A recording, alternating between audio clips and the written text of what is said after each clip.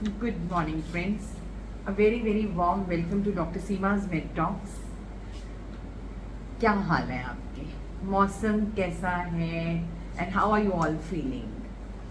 तो मेरा थोड़ा सा बिजी शेड्यूल जा रहा था, लेकिन मुझे लगा कि ये एक वीडियो जो लास्ट टाइम के वीडियो के साथ ही कहीं ना कहीं संबंधित है, ये मुझे बनाने का बहुत मन था. तो I am here with all of you. आपको मैंने पिछली बार भी बताया था कि शुगर मॉनिटर करना कितना इम्पॉर्टेंट है. होता क्या है ना कि डायबिटिक लोग जो होते हैं, not all but most of them, क्या करते हैं कि ठीक है जी, एक दवाई दे दी तो वो लिए जा रहे हैं, है ना. और खाने पीने का बहुत ध्यान नहीं भी रखा जा रहा. कोई फिजिकल एक्सरसाइज भी रोज़मर्रा की ज़िंदगी में बहुत लोग नहीं टाइम निकाल पाते, तो नहीं हो पा रही. तो अब उसके चलते होने वाली कॉम्प्लिकेशंस जो हो रही हैं, तो वो अंदर ही अंदर सब कुछ हुए जा रहा है और आपको किसी चीज़ की कोई खबर ही नहीं है. तो चीज़ों को अपनी मुट्ठी में लेना ज़रूरी है, चीज़ों को अपने हाथ में लेना ज़रूरी है. तो अपने हाथ में लेने के लिए अपनी शुगर को मॉनिटर करना बहुत ज़रूरी है. अगर आप रिपीटेडली अपनी शुगर लेवल्स को मॉनिटर करते रहेंगे, तो आपको ये खबर रहेगी कि वेयर आर यू लैंडिंग, कहाँ हैं आपकी शुगर लेवल्स, किस चीज़ का करें, खाने में कटौती करें या खाने में बढ़ाना पड़ सकता है. हो सकता है आपकी शुगर लेवल्स गिर रही हूँ जिसका आपको कोई इल्म नहीं है.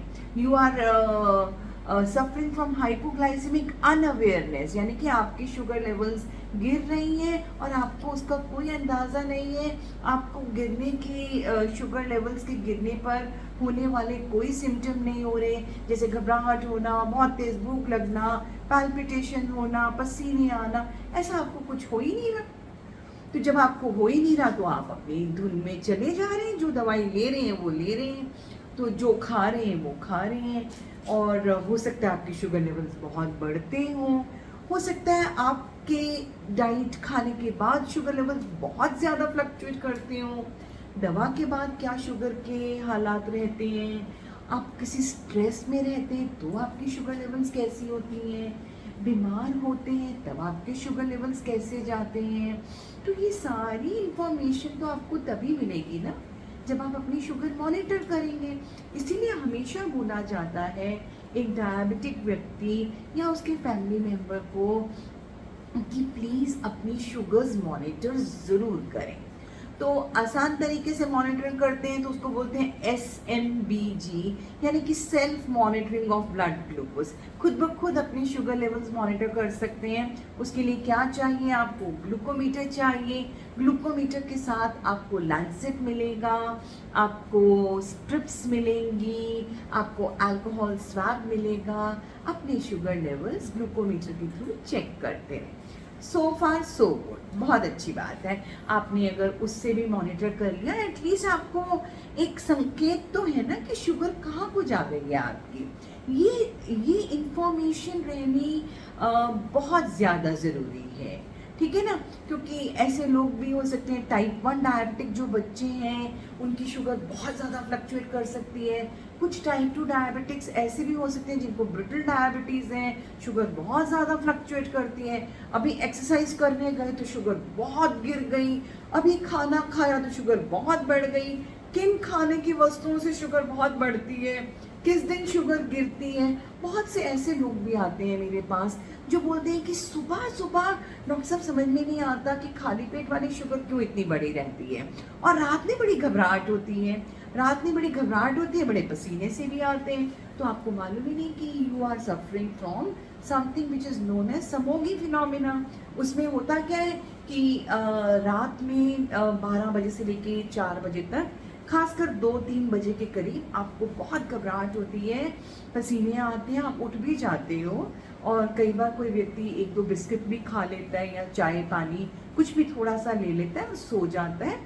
और सुबह जब चेक करते हैं तो शुगर लेवल्स बहुत हाई हैं. फास्टिंग वाली शुगर आपकी बहुत हाई है और खाने के बाद वाली शुगर आपकी बहुत लो है. तो ऐसे लोगों में समोगी फिनोमिना हो जाता है कि होता क्या है, या तो आप रात में बहुत कम कार्बोहाइड्रेट ले रहे हो, या आपकी जो इंसुलिन है वो लेवल्स थोड़े ज़्यादा हैं, या आप जो दवा ले रहे हो वो भी रात में थोड़ी ज़्यादा है।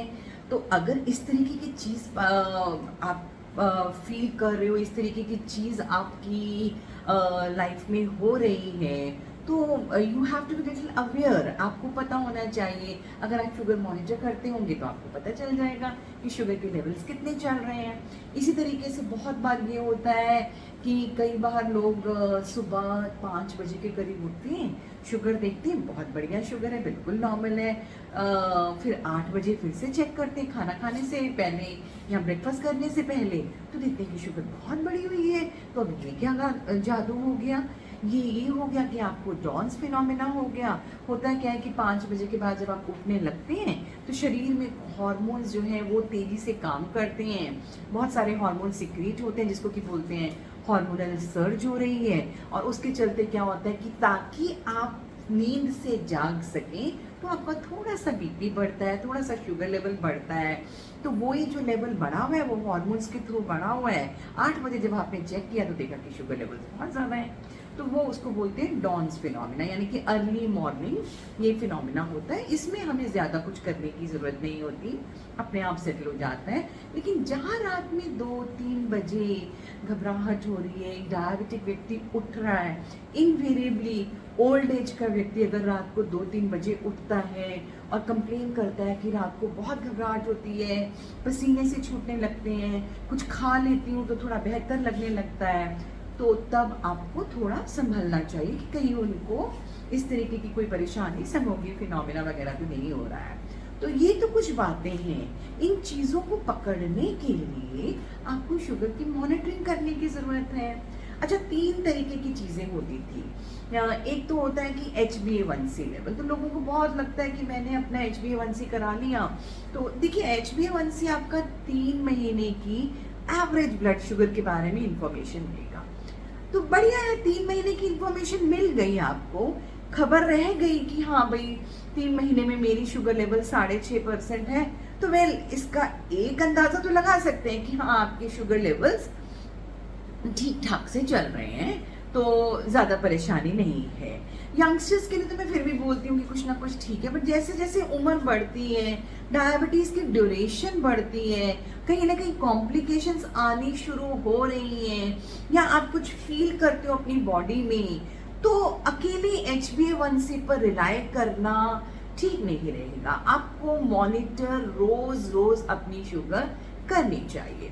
तो दूसरी चीज़ जो आ जाती है, अच्छा दूसरी चीज़ ये होती है कि HbA1c लेवल्स जो हैं, अगर आप अनीमिक हो, यानी कि अगर आपकी हीमोग्लोबिन लेवल्स कम हैं, या आप किसी जेनेटिक बीमारी जिसको कि थैलासीमिया बोलते हैं उस तरीके की बीमारी से आप पीड़ित हो, या किसी ने सही से स्टैंडर्ड प्रोसीजर नहीं अपनाया HbA1c लेवल को चेक करने का, तो फिर HbA1c का जो रोल है वो थोड़ा सा फीका पड़ जाएगा। दूसरी चीज़ है कि HbA1c इंडिविजुअलाइज्ड होगा। अगर आप एक 50 साल के व्यक्ति का HbA1c देखते हैं और उसको आप 80 साल के व्यक्ति से कंपेयर करते हैं, देन दिस इज फुलिशनेस, ये बेवकूफ़ी है। क्योंकि 80 साल के व्यक्ति को हम बहुत स्ट्रिक्ट कंट्रोल में नहीं रखेंगे, उनको हम थोड़ा लिबरल कर देंगे। उसी तरीके से 50 साल के व्यक्ति की अगर मैं शुगर लेवल्स देखना चाहूँ, या HbA1c लेवल देखना चाहूँ, या 40 साल के व्यक्ति की देखना चाहूँ, तो मैं उसको बहुत स्ट्रिक्ट कंट्रोल में रखूँगी। उनका मैं नहीं जाने दूंगी 6.5-7% के ऊपर। वेयरएज अगर 70-80 साल का व्यक्ति, तो मैं बोलूँगी ठीक है, 7, 7.5, इवन 8% तक भी अगर वो कंट्रोल करके चल रहे हैं, देन दैट्स वेरी गुड। तो अपनी फैमिली में अगर एक अपने पेरेंट और अपनी ब्लड शुगर के HbA1c को बिल्कुल भी कंपेयर मत करना कि इतना ही पापा का है तो इतना ही मेरा है, या इतना ही ममा का है तो इतना ही मेरा है। This is a wrong notion. आपके शुगर लेवल्स और ज़्यादा स्ट्रिंजेंट कंट्रोल में होनी चाहिए as compare to an older person. अब अगर बात करूँ शुगर मॉनिटर करने की, तो ठीक है, self monitoring of blood glucose आप कर सकते हैं ग्लूकोमीटर के थ्रू। तो उसमें सिर्फ एक ही वैल्यू से तो नहीं पता चलेगा, प्रेफरेबली सुबह खाली पेट की वैल्यू लेनी बहुत ज़रूरी है।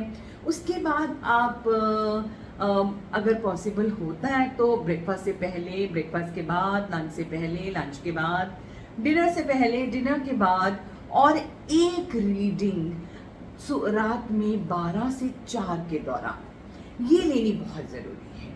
बट ऐसा ज़रूरी नहीं है कि ये 7 टाइम्स आप हमेशा ही करते रहें। आप थोड़ा सा रैंडम कर सकते हैं। आपने कभी आज फास्टिंग कर ली ब्रेकफास्ट से पहले, तो लंच के बाद की आपने देख ली पोस्ट प्रैंडियल में। और अगर आप रूटीन में देखते हैं कि आपकी 12 से 4 बजे के बीच वाली शुगर लेवल्स हमेशा नॉर्मल और ठीक ठाक रहती है, तो आपको ज़्यादा इंटरवीन करने की ज़रूरत नहीं है ना, क्योंकि वो फिर हमेशा ठीक ही रहती है तो ठीक ही है। या कभी आप अपने सोने से पहले वाली शुगर्स को देख लीजिए, जिससे आपको ये आइडिया लग जाएगा कि रात में कहीं शुगर लेवल्स गिरता तो नहीं है। क्योंकि फिर ये होगा ना कि या तो आपकी रात की डोज दवा की है उसको कम कर देंगे, इंसुलिन अगर आप लेते हैं रात में तो उसको कम कर देंगे, या आपकी रात में सोने से पहले एक स्नैक ऐड कर देंगे कि जिसमें कि थोड़ा कार्बोहाइड्रेट रहे, so that you don't suffer from night time getting up early morning 3-4 बजे आप ना उठें घबराहट में। तो वो that is something which has to be taken care of, वो हमको नहीं होने देना, राइट। तो इसमें चलिए सेल्फ मॉनिटरिंग इज गुड। लेकिन अगर एक व्यक्ति को बहुत ज़्यादा शुगर फ्लक्चुएट करती है तो उनको सीजीएम यूज़ करना चाहिए। सीजीएम का मतलब है continuous glucose monitoring. Continuous glucose, देखिए टेक्नोलॉजी बहुत आगे तक जा चुकी है। कंटिन्यूअस ग्लूकोज मॉनिटरिंग एक बार में 14 दिन की ब्लड शुगर लेवल्स का ब्यौरा आपको देगी। एक दिन में हर घंटे का ब्यौरा आपको देगी। 24 घंटे में क्या आपके शुगर लेवल्स का ट्रेंड रहता है, ये आपको सीजीएम कराने से पता चलेगा, ठीक है। कंटिन्यूअस ग्लूकोज मॉनिटरिंग कराने से पता चलेगा।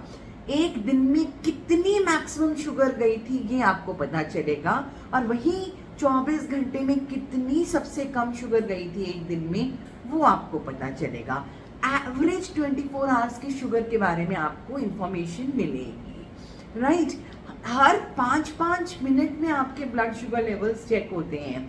तो जब आपका ग्राफ निकल के आता है, आपको एक ट्रेंड दिखता है। आपको खाने के बाद शुगर लेवल्स कितनी रही, दवा लेने के बाद शुगर लेवल्स का क्या रूट रहा, या एक्सरसाइज के बाद शुगर लेवल्स किस तरीके से चली, या स्ट्रेस करने से आपके शुगर लेवल्स का क्या हाल हुआ, या अगर एक दिन आपको बुखार चढ़ गया, फीवर है, या किसी भी तरीके की कोई इलनेस है, तब आपकी शुगर लेवल्स किस मोड चली, ये सारी चीज़ें आपको सीजीएम के थ्रू पता चलेंगी।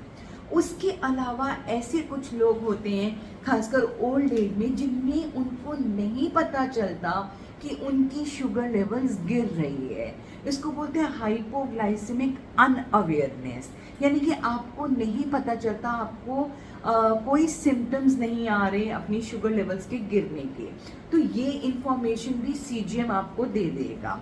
उसी तरीके से जिन लोगों की रात में शुगर गिरती है, क्योंकि देखिए दोस्तों, आपको हमेशा बताया है, एक डायबिटिक व्यक्ति के लिए गिरता हुआ शुगर लेवल ज़्यादा खतरनाक हो सकता है कंपेरेबल टू बढ़ा हुआ शुगर लेवल्स। ये बात आज गांठ बांध के समझ लीजिए। तो आपको शुगर लेवल्स गिरने तो बिल्कुल नहीं देने। तो अगर आपकी किसी भी रीज़न से रात में शुगर लेवल्स गिरते हैं, तो ये भी आपको सीजीएम बताएगा। एक प्रेग्नेंट वुमेन को जेस्टेशनल डायबिटीज़ है या नहीं है, यानी कि प्रेगनेंसी के दौरान होने वाली डायबिटीज़ है या नहीं है, ये भी सीजीएम के थ्रू जानकारी मिल सकती है। उसके अलावा टाइप 1 जो डायबिटिक्स हैं, जिनकी शुगर्स बहुत फ्लक्चुएट करती है, उनकी इंफॉर्मेशन भी हमको सीजीएम के थ्रू पता चल जाती है। ब्रिटल डायबिटीज़ की शुगर कितनी फ्लक्चुएट कर रही है। उसके अलावा मैंने पिछले वीडियो में बताया था, जितनी आपकी शुगर लेवल्स की जो ग्राफ है, लाइन लीनियर है, उतना आपके लिए अच्छा है। पर सीजीएम आपको बताएगा कितने ट्रफ्स और कितने पीक्स और कितने ट्रफ्स आपकी ग्राफ में दिखे। तो होता क्या है, एक नीडल शेप होता है सेंसर, जिसको आपकी स्किन के नीचे डाल देते हैं, और एक मॉनिटर होता है जो आपकी वेस्ट पर लगा रहता है, पेजर की तरह होता है। वो आपका सारा का सारा डेटा ले लेता है, और एक दिन में, मैंने बोला ना, every 5 minutes the sugar is being checked, and the sensor remains for few days in your body, और आपको 14 दिन का पूरा ग्राफ मिल जाता है। तो वन टाइम इन्वेस्टमेंट कह लूँ या कुछ भी है, कि एक बार करने से आपको अपने शुगर का क्या रूप है, किस तरीके से शुगर लेवल्स चल रहे हैं, कितने वेल मेंटेन्ड हैं, क्या कमियां हैं, ये सारी जानकारी कंटिन्यूस ग्लूकोज मॉनिटरिंग के थ्रू मिल सकती हैं। क्योंकि SMBG के लिए होता क्या है ना, बहुत मुश्किल है कि रात में 2 बजे उठ के अपनी शुगर चेक कर रहे हो, या दिन में 7 बार शुगर चेक कर रहे हो। लोगों को एक पिन प्रिक से डर लगने लगता है, और होता भी है ऑब्वियसली बार बार करना, पर करना आई मीन प्रैक्टिकली तो SMBG is the best thing, क्योंकि आप हमेशा continuous glucose monitoring is not that easy, cost effective भी नहीं है, it may be quite expensive, it is quite expensive. तो आप बीच में अगर आपके शुगर्स ठीक नहीं है तो you may going for CGM once, और उसके अलावा आप अपनी ब्लड शुगर खुद से चेक करते रहें, है ना। वीडियो लंबा हो गया, अब मैं यहीं पर कट कर रही हूँ। होप आपको वीडियो अच्छा लगेगा। प्लीज़ इसको लाइक, सब्सक्राइब और शेयर ज़रूर कीजिए। आपकी दोस्त doctor Seema, always with you. Please take care of yourself.